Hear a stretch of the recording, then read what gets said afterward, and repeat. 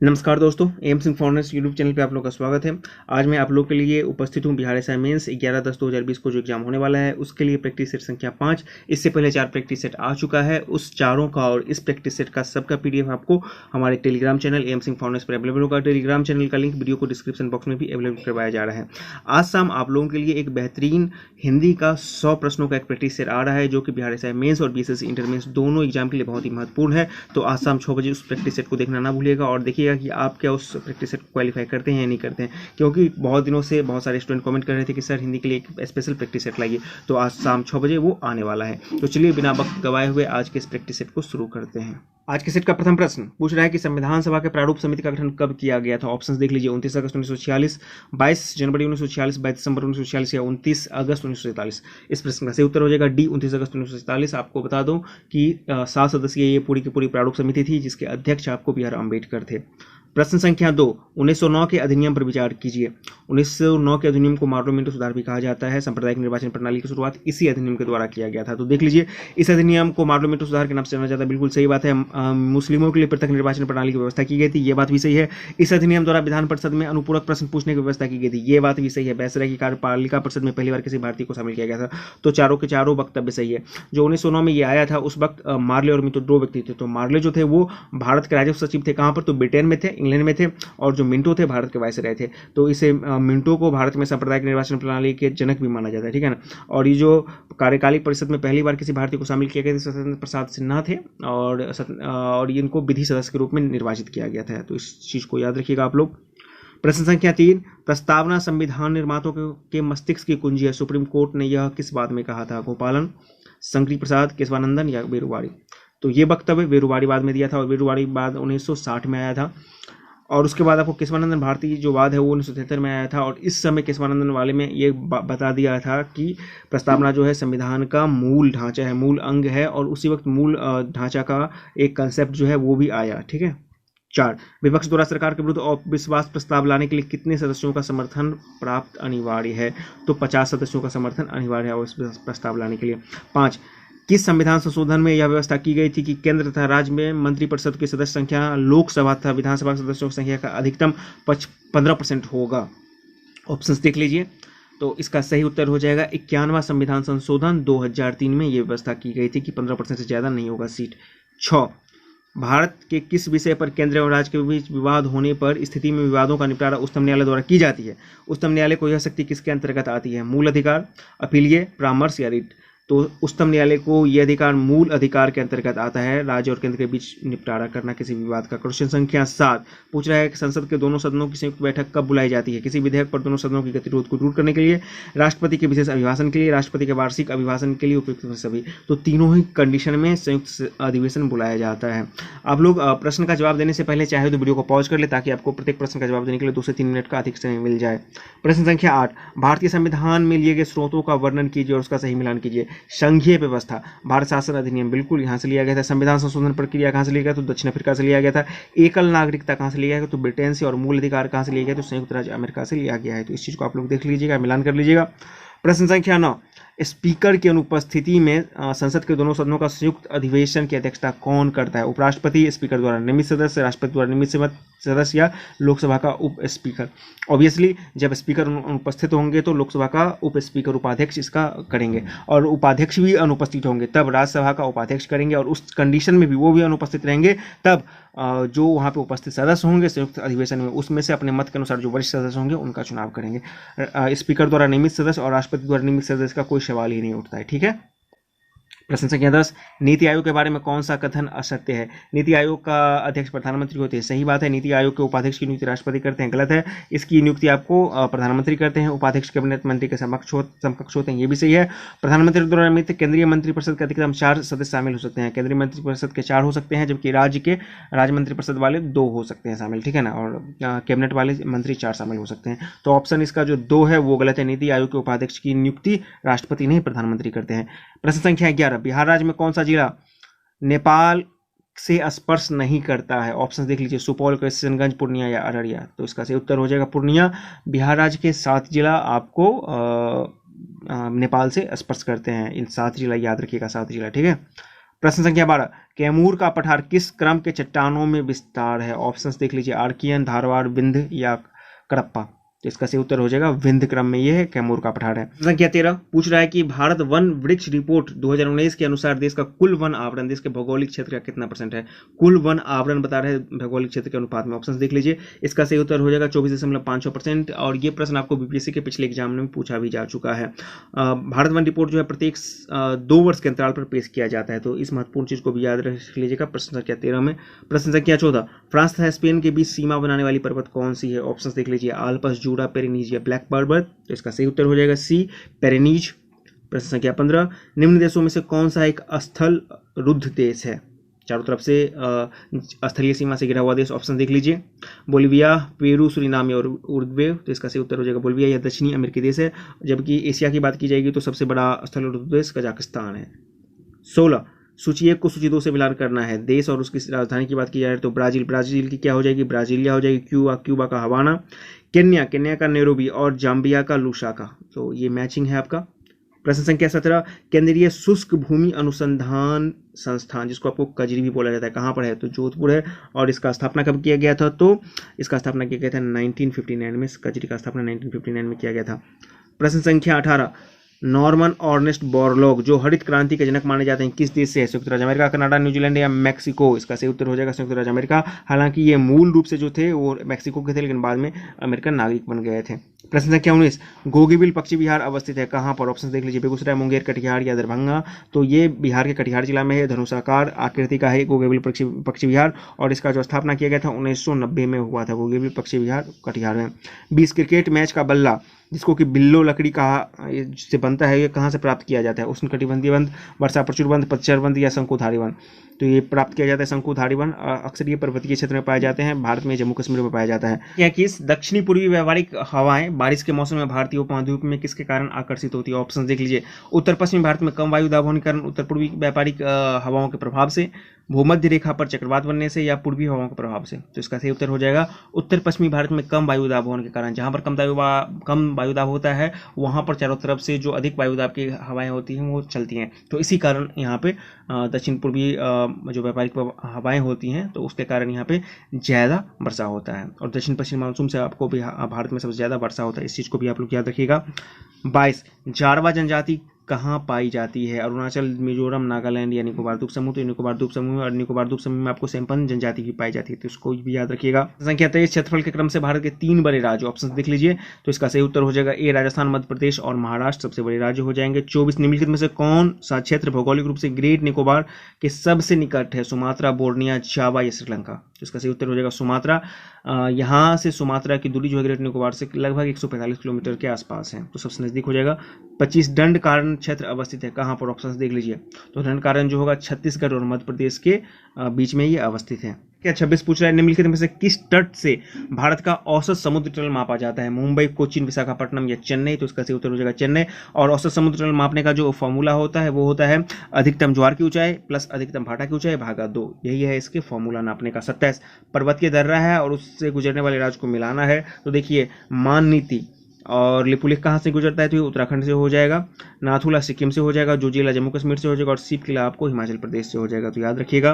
प्रश्न संख्या 28, एक समान गति में त्वरण का मान क्या होगा? एक समान गति है तो त्वरण का मान क्या हो जाएगा? एक नियत शून्य या इनमें से कोई नहीं। तो इसका सही उत्तर हो जाएगा सी, शून्य। क्या होता है कि त्वरण जो होता है वेग परिवर्तन की दर को त्वरण कहते हैं, अतः एक समान गति में त्वरण का मान क्या हो जाएगा? हमेशा शून्य हो जाएगा, क्योंकि गति में परिवर्तन हो ही नहीं रहा है। 29, निम्न में से कौन अदिश राशि है? ऑप्शंस देख लीजिए, कार्य, बल, वेग या मंदन। इसका सही उत्तर हो जाएगा कार्य। 30, मनुष्य द्वारा पृथ्वी पर चलना न्यूटन के किस नियम के अनुसार है? गति का कौन सा नियम है इसमें फॉलो करता है? तो तृतीय जो लॉ है वो फॉलो करेगा। जैसे ही हम पृथ्वी को पैर से धक्का मारते हैं तो वो हमको विपरीत दिशा में धक्का मारता है, लिहाजा हम आगे की ओर खुसक जाते हैं, चलते हैं। 31, निम्न में से कौन सा प्रथम वर्ग के उत्तोलक का उदाहरण? ऑप्शन देखिए, चिमटा, सरौता, नींबू निचोड़ने की मशीन या कैंची। तो कैंची आपको प्रथम वर्ग का उत्तोलक हो जाएगा। कैंची और प्लायर्स आपको प्रथम वर्ग के उत्तोलक हो जाएंगे। सरौता, नींबू निचोड़ने वाले मशीन ये द्वितीय वर्ग के उत्तोलक हो जाएंगे। और चिमटा, मनुष्य कहाँ से, ये तृतीय वर्ग के उत्तोलक हो जाएंगे। 32, जी का कैपिटल जी का मान क्या है? ऑप्शंस देख लीजिए, तो कैपिटल जी का जो मान हो जाएगा newton metre square by kg square, ठीक है ना। तो ऑप्शन इसका ए सही हो जाएगा, ठीक है ना। और जी को क्या बोला जाता है, तो जी को समानुपाती नियतांक कहते हैं, जो पूरे विश्व में सर्वत्र एक समान होता है, ठीक है। संख्या 33, समुद्री समीर, स्थल समीर और मानसून किसका एक उदाहरण है? ऑप्शन आप लोग देख लीजिए। तो इसका सही उत्तर हो जाएगा संवहन, ठीक है ना। उसमें संवहन के कारण ये होता है। और एक बात बता दूं कि समुद्री समीर जब भी चलता है तो वो रात के समय चलता है, और स्थलीय समीर जब भी चलता है तो वो दिन के समय चलता है। ये बात भी आप लोग याद रखिएगा। 34, इनमें से कौन सुमेलित नहीं है? ऑप्शंस आप देख लीजिए। तो इलेक्ट्रॉन, जे थॉम्सन सही है। पॉजिट्रॉन, रदरफोर्ड नहीं होगा, पॉजिट्रॉन का हो जाएगा आपका एंडरसन। बाकी पाइमेसॉन, युवाका और प्रोटॉन, गोल्डस्टीन, ये तीनों सही है। तो ऑप्शन 20 का गलत हो जाएगा। यहाँ 35, निम्न में से कौन तत्व का उपयोग कैंसर के उपचार में नहीं होता है? ऑप्शन देख लीजिए। कोबाल्ट है, उसके बाद है सीजियम है, इरिडियम है और P32 है, फास्फोरस। तो P32 का इस्तेमाल किया जाता है ल्यूकीमिया के उपचार में, जो रक्त में खराबी आ जाती है उसमें। बाकी तीनों का इस्तेमाल कैंसर के उपचार में किया जाता है। 36, अणु का व्यास क्या होता है? 4 से 20 एंगस्ट्रॉम, 8 से 40, 10 से 50 या 2 से 8 एंगस्ट्रॉम। तो इसका सही उत्तर हो जाएगा ए। 37, स्टील में कार्बन की मात्रा कितनी होती है? इत्मीनान से आप सारे ऑप्शंस को देखिए। तो स्टील में जो कार्बन की मात्रा होगी ये हो जाएगी 0.5 से 1.5%, जबकि आपको पिटवाल लोहा में हो जाएगा आपको कार्बन की मात्रा 1.2 से 0.12 से 0.24% हो जाएगा, और ढलवाल लोहा में 2 से 2.5 हो जाएगा, ठीक है ना। तो स्टील में जहाँ तक बात की जाएगी तो ये हो जाएगा आपका सी 0.5 से 1.5%। और बता दूं कि स्टील का जो अचुंबकीय गुण होता है, मतलब कि स्टील में आपको चुंबक का प्रभाव नहीं पड़ता है, उसका कारण होता है स्टील में निकल का जो मिश्रण होता है, उसके कारण ऐसा होता है। 38, कीसेराइट किसका अयस्क है? सोडियम, पोटेशियम, कैल्शियम और मैग्नीशियम। तो इसका सही उत्तर हो जाएगा मैग्नीशियम। जबकि आपको केलेसाइट की बात की जाएगी तो वो कैल्शियम का हो जाएगा। पर के मैं सबको एक बार बता दूं, सोडियम का क्या हो जाएगा? तो चिली साल्ट पीटर और बोरिक्स हो जाएगा। पोटेशियम का क्या हो जाएगा? तो साल्ट पीटर और कार्नोलाइट हो जाएगा। कैल्शियम का क्या हो जाएगा? तो जिप्सम, डोलामाइट और केलेसाइट हो जाएगा। और मैग्नीशियम का मैग्नेटाइट हो जाएगा, डोलामाइट और कीसेराइट। तो कीसेराइट आपका मैग्नीशियम का हो जाएगा, जबकि केलेसाइट आपका कैल्शियम का हो जाएगा। 39, एक कार के बैटरी में प्रयुक्त अपघट्य क्या होता है? H2SO4, HCl, HNO3 या H2O। तो इसका सही उत्तर हो जाएगा CHNO3।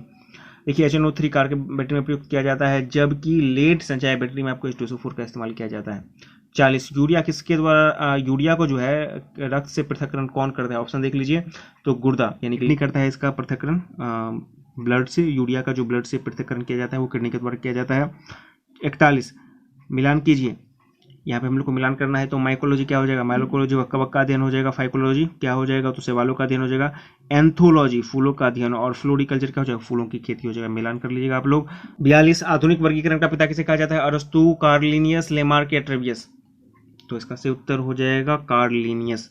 43, यदि किसी वस्तु का द्रव्यमान पृथ्वी पर 60 kg है तो इस वस्तु का द्रव्यमान चंद्रमा पर क्या होगा? तो चंद्रमा पर पता है आपको कि जो W है उसका वेट जो है कम हो जाएगा 1/6 के, क्योंकि G भी वहाँ पे कम हो जाता है 1/6, इसीलिए इसका सही उत्तर हो जाएगा 10 kg। 44, कुत्ता में गुणसूत्रों की संख्या कितनी हो जाएगी? ऑप्शन देखिए 46, 64, 78 या 80। तो कुत्ता में आपको 78 हो जाएगा, मनुष्य में आपको 46 हो जाएगा, घोड़ा में आपको 64 हो जाएगा, और 80 आपको कबूतर में हो जाएगा, ठीक है ना। तो मनुष्य में 46 और घोड़ा में आपको 64, कबूतर में 80 और कुत्ता में आपको 78। नारियल का खाने योग्य भाग्य क्या है? ऑप्शंस देखिए। मध्यफल भित्ति, फलभित्ति, भ्रूणपोष या अंतःभित्ति। तो इसका सही उत्तर हो जाएगा सी, भ्रूणपोष, ठीक है ना। मध्यफल भित्ति जो होता है वो आम का होता है, उसके बाद आपको फल भित्ति जो होता है अंगूर अमरूद का होता है, भ्रूणपोष आपको नारियल का हो जाएगा, और अंतः भित्ति आपको केला का हो जाएगा। तो ये चीज़ आप लोग याद रखिएगा। नारियल की बात की जाएगी तो भ्रूणपोष हो जाएगा यहाँ पे। 46, प्रकाश संश्लेषण अभिक्रिया क्या है? अपचयन, उपचयन, दोनों या इनमें से कोई नहीं। तो ये हो जाएगा दोनों, बोथ है। यहाँ पे ऑक्सीडेशन रिएक्शन दोनों क्रिया होती है। निम्न में से कौन फफूंद द्वारा होने वाला रोग नहीं है? 47, ऑप्शन देख लीजिए। तो काला जड़, बाकी सारा का सारा आपको फफूंद के कारण होता है। 48, यहाँ पे 5 पुस्तक को एक मेज पे बनाना है, इसको क्रमवार करना है। तो इसमें इसका उत्तर क्या होगा? आप इतना से आप लोग कीजिएगा। तो सबसे नीचे में पूछ रहा है कि कौन सी मेज के तल को स्पर्श करेगी, तो ये करेगा आपको बी, ऑप्शन बी हो जाएगा, इसका सही हो जाएगा, ठीक है ना। 48 का बी हो जाएगा। 49, बोल रहा है कि मोनालिसा का क्रमांक जो है एक तरफ से ऊपर से 27 और नीचे से 51 है। तो बताइए कि कतार में कुल कितने विद्यार्थी हैं? तो दोनों को जोड़ के घटा देना है, तो दोनों को जोड़ने के बाद 78 होता है, घटाने के बाद इसमें 77, इसका सही आंसर हो जाएगा। 50, यहाँ पे श्रृंखला को क्रम के अनुसार पूरा करना है। तो देख लीजिए, पहले 3 का आपको प्लस है, फिर आपको 2 का माइनस है, और फिर +2 है, ठीक है ना। तो इस तरह से इसका सही उत्तर हो जाएगा SPJ हो जाएगा। 51। यहाँ में हमको गलत पद चुनना है, तो देख लीजिए क्या होगा। यहाँ पे देखिए 1 के बाद 3, 3 के बाद 5, 5 के बाद 7 सही जा रहा है। उसके बाद 4 के बाद 16, 16 के बाद 32 है, 16 16 32 हो गया, 32 के बाद 64 हो गया। तो यहाँ पे 4 नहीं 8 हो जाएगा, तो 4 हमारा गलत यहाँ पे क्रमांक हो गया। किस पैटर्न पर ये काम कर रहा है, तो देखिए 6 5 30, 15 का डबल क्या हो जाएगा 30 हो जाएगा, 5 के 20, 10 का डबल कितना हो जाएगा 20 हो जाएगा। तो 7 6 42 है, किसका डबल 42 हो जाएगा, तो 21 का डबल 42 हो जाएगा। 53, 5 वर्ष पूर्व संगीता की माँ की उम्र संगीता की उम्र कितनी गुनी थी, 5 वर्ष बाद वो संगीता की उम्र की 2 गुनी हो जाएगी। संगीता की वर्तमान आयु क्या है, तो इसका कैलकुलेशन आप लोग कीजिएगा, इसका उत्तर आपको डी हो जाएगा। वैसे भी ऑप्शन से देख लीजिए। तो ये देखिए, यदि हम मान लेते हैं कि संगीता की वर्तमान उम्र 15 वर्ष है, तो 5 वर्ष पूर्व यानी कि 15 में से 5 कितना हो जाएगा, तो 10 हो जाएगा। तो 5 वर्ष पूर्व यदि संगीता की माँ की आयु तिगुनी हो जाएगी, 10 या 30 हो जाएगी। अब बोल रहा है कि 5 वर्ष बाद दुगुनी हो जाएगी, तो कितना हो जाएगा 30 है 5 वर्ष पहले, तो वो 5 वर्ष पहले प्लस 5 वर्तमान और फिर 5 वर्ष पहले 10 करेंगे, 30 में 10 करेंगे तो 40, और इधर हमको 15 में 5 करेंगे तो 20, यानी कि 20 का 20 20 दूना 40। तो ऑप्शन से भी ये हो जाएगा, वैसे आप इसको बना भी सकते हैं।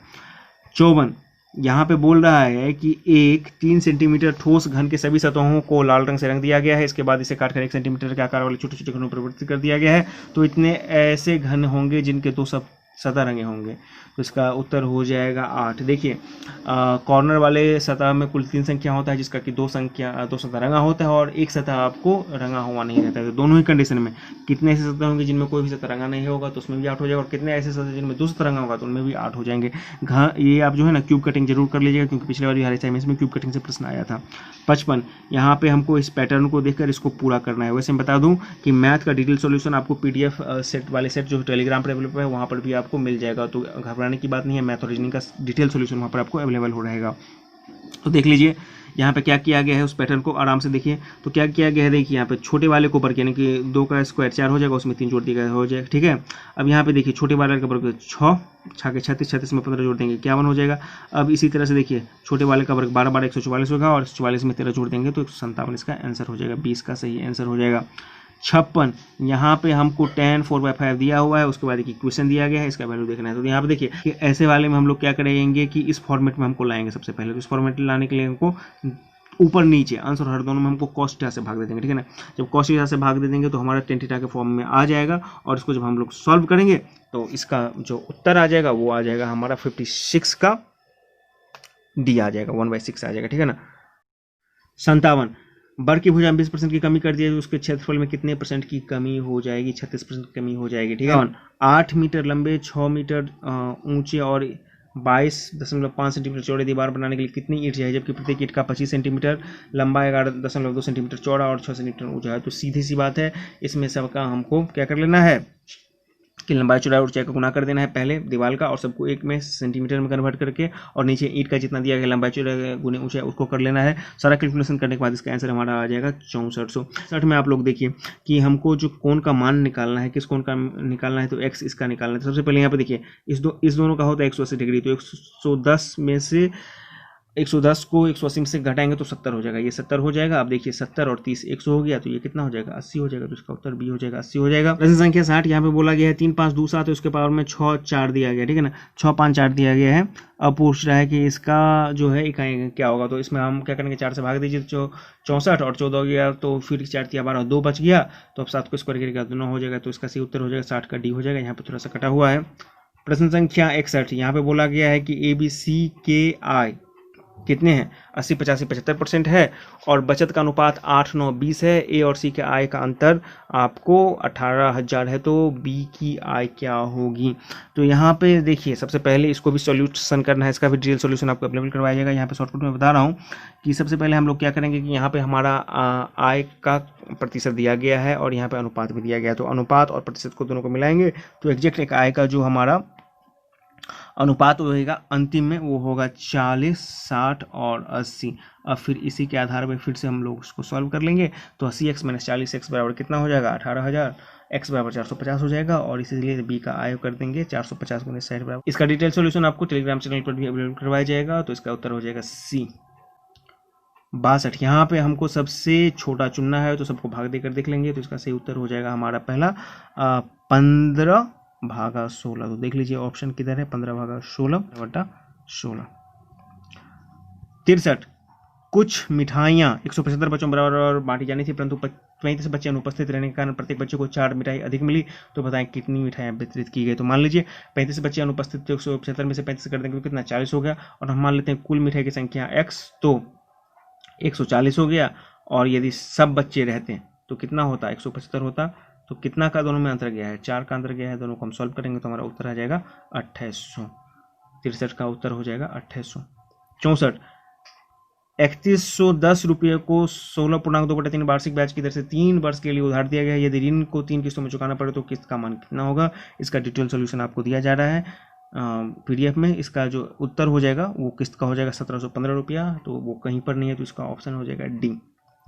65 कक्षा में 31 विद्यार्थियों का औसत भार आपको 30 किलोग्राम है। यदि प्रधानाध्यापक की भार भी शामिल कर लिया जाए तो औसत भार में 500 ग्राम की वृद्धि हो जाती है। अध्यापक का भार ज्ञात कीजिए, सॉल्व कीजिएगा। इसका उत्तर 46 आ जाएगा। 66 बोल रहा है कि दो संख्याओं का SCF और LCM का वो अंतर क्रमशः 592 है और 518 है। मतलब कि एक तरफ दोनों का योग बोला है, LCM और SCF का दोनों का योग, और अंतर दिया गया है दोनों संख्याओं का योग। तो 96 संख्या ज्ञात कीजिए। तो कोई हर्ज नहीं है, ऑप्शन के आधार पर जाइएगा तो देख लीजिए कौन सी दो संख्या है जिसका योग आपको 96 पे रहा है। तो एक ही ऑप्शन आपका आ रहा है A 516, ठीक है ना। और वैसे इसका डिटेलिंग आपको दिया गया है सॉल्यूशन वीडियो में। 67 बोल रहा है कि एक व्यक्ति 75 किलोग्राम की दर से कुछ चावल खरीदता है, उसमें से 10% खराब हो जाता है। शेष चावल किस भाव से बेचे कि उसे 20% का लाभ हो। तो 75 किलोग्राम प्रति किलोग्राम है, ठीक है ना। और हम मान लेते हैं कुल चावल x है, तो उसका कुल जो क्वांटिटी कितना हो जाएगा 75 × x हो जाएगा। 10% खराब हो जाएगा तो 90x उसका निकाल लेंगे और फिर उसको 120% के हिसाब से बेच देंगे। तो इसको पूरा जो सोल्यूशन करेंगे तो इसका आंसर हो जाएगा हमारा C हो जाएगा। 68 बोल रहा है कि ए तथा बी किसी काम को 7 और 8 दिन में क्रम से करते हैं और एक दिन छोड़कर काम करना शुरू करते हैं। शुरू करते हैं तो बताइए कुल कितना दिन में खत्म हो जाएगा। तो इसका बनाने का सीधा सा फॉर्मूला है 1/7 और 1/8, ये 2 दिन का काम हो जाएगा, ठीक है ना। इसी तरह से हम 3 राउंड करेंगे तो 6 दिन का हो जाएगा काम, और फिर बाकी काम ए और बी दोनों मिलकर करेंगे। तो ये हो जाएगा उत्तर 68 का। ये हो जाएगा, क्या हो जाएगा 6.3/7, ठीक है ना। यहाँ पे 3/7 थोड़ा सा ये मिसप्रिंट है, उसको देख लीजिएगा, 3/7 हो जाएगा। 69 पूछ रहा है निम्नलिखित लोक नृत्यों में से कौन सुमेलित नहीं है। झूमर हरियाणा सही है, मुकाना मणिपुर ये भी सही है, थाली हिमाचल प्रदेश से, कुरकू राजस्थान हो जाएगा, ये मध्य प्रदेश हो जाएगा, तो ये गलत हो जाएगा। 70 निम्नलिखित में को सुमेलित नहीं है। बांदीपुर कर्नाटक बिल्कुल सही है, बुक्सा पश्चिम बंगाल ये भी सही है, मरीन राष्ट्रीय उद्यान ये हो जाएगा आपको गुजरात में, तारबोरा राष्ट्रीय उद्यान महाराष्ट्र ये भी सही है, तो ऑप्शन सी इसका गलत हो जाएगा। मदर टेरेसा को किस वर्ष नोबेल पुरस्कार प्रदान किया गया था। 1969, 1980, 1979 या 1997। इसका सही उत्तर हो जाएगा सी 1979। पहले इनको नोबेल पुरस्कार प्रदान किया गया था, फिर 1980 में इन्हें भारत रत्न पुरस्कार दिया गया था। 72 वन जीव सुरक्षा अधिनियम किस वर्ष लागू हुआ। ऑप्शन देख लीजिए 1976, 1980, 1986, 1972। इस तरह के प्रश्न बिहार असाइनमेंट में पूछे जाते हैं। इसका सही उत्तर हो जाएगा डी 1972 में, जबकि 1986 में पर्यावरण सुरक्षा अधिनियम और वन सुरक्षा अधिनियम आपको 1980 में। वन सुरक्षा अधिनियम 1980 जबकि वन जीव संरक्षण अधिनियम 1972 हो जाएगा। 73 स्वदेशी तकनीक से निर्मित प्रथम भारतीय उपग्रह कौन था। तो आर्यभट्ट, और इसका प्रक्षेपण जो किया गया था ये किया गया था आपको 19 अप्रैल 1975 को। 74 मजलिस किस देश की संसद का नाम है। ईरान, बांग्लादेश, मालदीव एवं सी दोनों। तो मजलिस जो हो जाएगा AC और दोनों, यानी कि ईरान मालदीव दोनों का हो जाएगा, जबकि बांग्लादेश का जो हो जाएगा वो जातीय संसद हो जाएगा। 75 यहाँ पे हम लोग को मिलान करना है। प्रथम मुस्लिम अध्यक्ष कौन जो हो जाएगा, तो बदरुद्दीन तैयब जी, ठीक है। 75 का देख लीजिए, प्रथम मुस्लिम अध्यक्ष बदरुद्दीन तैयब जी, प्रथम महिला अध्यक्ष आपको एनी बेसेंट हो जाएगा, प्रथम भारतीय महिला अध्यक्ष तो सरोजिनी नायडू, और प्रथम पारसी अध्यक्ष दादाभाई नौरोजी जी, ठीक है ना। सबका क्रम जान लीजिए। तो बदरुद्दीन तैयब जी 1887 में आए थे, ठीक है। और आपको जो प्रथम कांग्रेस अध्यक्ष जो हुआ था वो 1917 के कलकत्ता अधिवेशन में थे, ठीक है। महिला अध्यक्ष जो था कलकत्ता अधिवेशन में हो जाएगा। और प्रथम भारतीय महिला अध्यक्ष 1925 के कानपुर अधिवेशन में सरोजिनी नायडू, और आपका प्रथम पारसी अध्यक्ष हो जाएगा कोलकाता अधिवेशन 1986 में। तो ये आपका पूरा का पूरा क्रम है। लाला लाजपत राय द्वारा सत्याग्रह को अपनाने का सुझाव किस कांग्रेस के अधिवेशन में दिया गया था। ऑप्शन देख लीजिए 1914 मद्रास, 1906 कलकत्ता, 1905 बनारस या 1922 गया। इसका सही उत्तर हो जाएगा 1905 बनारस। 77 राजा राममोहन राय द्वारा निम्नलिखित संस्थानों का में से किसका जो है स्थापना नहीं किया गया था। तो आत्मीय सभा इसका स्थापना किया गया था। प्रिस्पेक्ट ऑफ जीसस इनका भी किया गया था। वेदांता कॉलेज इनका भी किया गया था। जाति निर्धारण सभा इनका जो स्थापना किया गया था वो BR अम्बेडकर के द्वारा किया गया था। 78 हिंदू विधवा पुनर्विवाह अधिनियम में पारित करने में ईश्वर चंद्र विद्यासागर का प्रयास था, बिल्कुल सही है। शारदा एक्ट में बालकों के लिए 14 और बालिकाओं के लिए 18 वर्ष, गलत है। जो है यहाँ पे देखिए बालक के लिए जो है वो था 18 और बालिकाओं के लिए 14 था, तो इसका एक ही ऑप्शन सही है, वो है ए। 79 यहाँ पे देखिए कि रेल बजट को जो है अलग कर दिया गया था सामान्य बजट से किस वर्ष, तो 1919 के अधिनियम, भारत सरकार 1919 के अधिनियम में, ठीक है ना।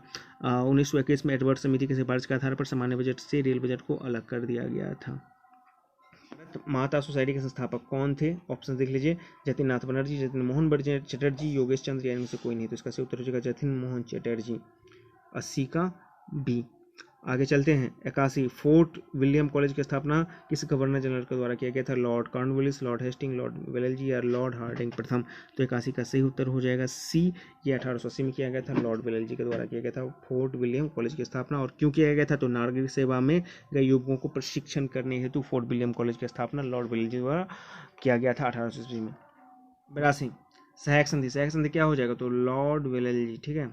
व्यक्तिगत लॉर्ड डलहौजी, अमृतसर में आपको लॉर्ड मिंटो हो जाएगा और लाहौर में लॉर्ड हार्डिंग हो जाएगा, तो ये है आपका अमृतसर में आपको लॉर्ड मिंटो, ठीक है ना। आगे चलते हैं। 83 लॉर्ड कर्जन के शासनकाल में निम्नलिखित से कौन से कार्य नहीं किए गए, तो बंगाल का विभाजन किया गया था, भारतीय पुरातत्व सर्वेक्षण विभाग का स्थापना ये भी किया गया था, पुलिस विभाग का भी किया गया था, भारतीय सांख्यिकी सर्वेक्षण ये लॉर्ड मेयो के समय में किया गया था, ठीक है ना। आपको बता दूं बंगाल विभाजन 1905 में हुआ था, उसके बाद भारतीय पुरातत्व सर्वेक्षण विभाग इसका किया गया था आपको 1904 में, पुलिस विभाग एंड्रू फ्रेजर की अध्यक्षता में किया गया था। 84 में यहाँ पे देखिए कि इसको सारे घटनाक्रम को कालक्रमानुसार से दर्शाना है, जिसमें कि लाहौर कांग्रेस का लाहौर अधिवेशन, नेहरू रिपोर्ट, साइमन कमीशन की नियुक्ति और इंदिरा गांधी। सबसे पहले आपको साइमन कमीशन की नियुक्ति हुई थी, ठीक है ना। उसके बाद नेहरू रिपोर्ट आया था, तो कांग्रेस का लाहौर अधिवेशन, और फिर आपको गांधी इरविन समझौता था। और साइमन कमीशन की नियुक्ति 1927 में हुआ था, 8 नवंबर 1927 को। नेहरू रिपोर्ट 3 फरवरी 1928 को दिया गया था, लाहौर अधिवेशन दिसंबर 1929 को, और गांधी इरविन समझौता आपको 5 मार्च 1931 को हुआ था। 85 किस सम्राट के शासनकाल में प्रसिद्ध सुदर्शन झील का निर्माण किया गया था, ऑप्शन देख लीजिए, तो चंद्रगुप्त मौर्य के शासनकाल में किया गया था, और चंद्रगुप्त मौर्य ने का गवर्नर जो है पुष्पगत सौराष्ट्र का मामला देखभाल करता था, और उसी ने चंद्रगुप्त के कहने पर गिरनार पर्वत पर सुप्रसिद्ध सुदर्शन झील का निर्माण करवाया था। 86 ऋग्वेद काल में लड़ा गया प्रसिद्ध युद्ध 10 राजाओं का युद्ध निम्नलिखित में से किस कबीले के मध्य लड़ा गया था, ऑप्शन देख लीजिए, भरत एवं पुरु, भरत एवं तुतर्ष, पुरु एवं यदु, तुष एवं मनु, तो भरत एवं पुरु के बीच में गया था। भरत के तरफ से जो थे इसमें 10 युद्ध में जो थे सुदास लड़े थे, और उधर पुरु के थे। 87 भारत का प्रसिद्ध राष्ट्रीय वाक्य सत्यमेव जयते मुंडको उपनिषद से लिया गया, मुंडको उपनिषद निम्नलिखित से किस वेद का उपनिषद है, ऑप्शन देख लीजिए, इसका सही उत्तर हो जाएगा अथर्ववेद, और इसी में कहा गया है आपको यज्ञ की तुलना टूटी हुई नाव से की गई है। उपनिषदों की संख्या कितनी है, तो 108 है। नचिकेता बाला जो है कठोर उपनिषद से है। 88 जैन धर्म के प्रथम ऐतिहासिक तीर्थंकर कौन थे, नेमिनाथ, पार्श्वनाथ, महावीर, इसमें से कोई नहीं, तो प्रथम ऐतिहासिक कौन जाएगा, पार्श्वनाथ हो जाएगा, और ये 23वीं थे, ठीक है ना, ये इन चीज को याद रखिएगा। 89 निम्नलिखित में से किस शासक ने कविराज मार्ग की रचना की थी, महावीराचार्य, अमोघवर्ष, कृष्ण प्रथम या ध्रुव, तो इसका सही उत्तर हो जाएगा अमोघवर्ष। 90 यहाँ पे बुद्ध के कुछ उपदेश रचनाएं हैं, उसको मिलान करना है। त्रिपटक जो है, सूत पीटक क्या हो जाएगा, गलत है, यहाँ पे दिया गया बौद्ध भक्तों की दार्शनिक व्याख्या, ये गलत है, ये हो जाएगा बुद्ध के धार्मिक विचारों उपदेशों का संग्रह हो जाएगा। विनय पिटक बुद्धों भिक्षुओं के अनुशासन, ये सही है। अभिधम पिटक ये हो जाएगा बौद्ध भिक्षुओं की दार्शनिक व्याख्या, ठीक है ना, तो ऑप्शन बी सही है, बाकी ए और सी गलत है। 91 यूएनडीपी ने अपना पहला मानव विकास रिपोर्ट किस वर्ष प्रकाशित किया था, 85, 1990, 1991, 1995, तो इन्होंने पहला रिपोर्ट जो प्रकाशित किया था वो किया था 1990 में किया था।